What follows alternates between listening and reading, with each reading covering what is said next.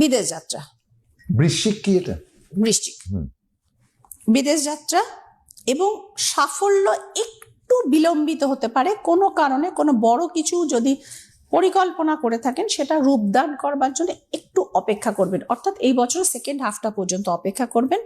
মায়ের শরীর স্বাস্থ্য ট্রাবলসাম হতে পারে, বড় অর্থব্যয় এবং বড় দুশ্চিন্তার কারণ হতে পারে। একটু সোজা হবে হ্যাঁ, কার্ডগুলো। আচ্ছা সোজা এবার দেখা যাচ্ছে ঠিকঠাক। হ্যাঁ, ওকে।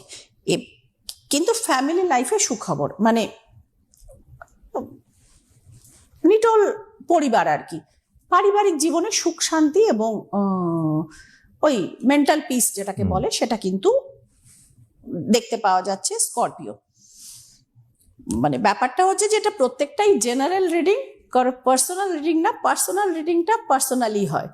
তো এবার চলে আসবো স্যাজিটেরিয়াস। স্যাজিটেরিয়াস হচ্ছেন নভেম্বর 22 থেকে ডিসেম্বর 21-এর মধ্যে যাদের জন্ম, দেয়া স্যাজিটেরিয়াস, মানে যেটাকে বাংলায় ধনুরাশি বলা হয়।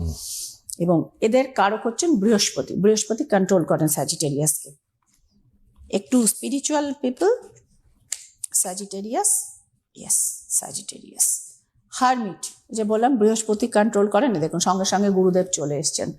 তো দীক্ষা হতে পারে যারা স্পিরিচুয়ালি আরেকটু অগ্রসর হতে চাইছেন, এনলাইটেন্ড হতে চাইছেন, অগ্রসর হতে চাইছেন, সদ্গুরু লাভ হতে পারে জীবনে, বা কোনো পথপ্রদর্শক গাইড আসতে পারেন আপনার জীবনে, আপনি যে প্রফেশনে মেন্টরও আসতে পারেন। হ্যাঁ, সুতরাং এই জায়গাটা আপনার দেখতে পাওয়া যাচ্ছে।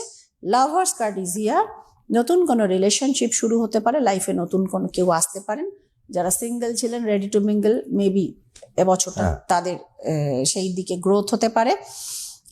ভালো খবরটা হচ্ছে স্যাজিটেরিয়াস লেডিসদের, স্যাজিটেরিয়াস লেডিসরা এই বছর প্রচুর উপার্জন করবেন।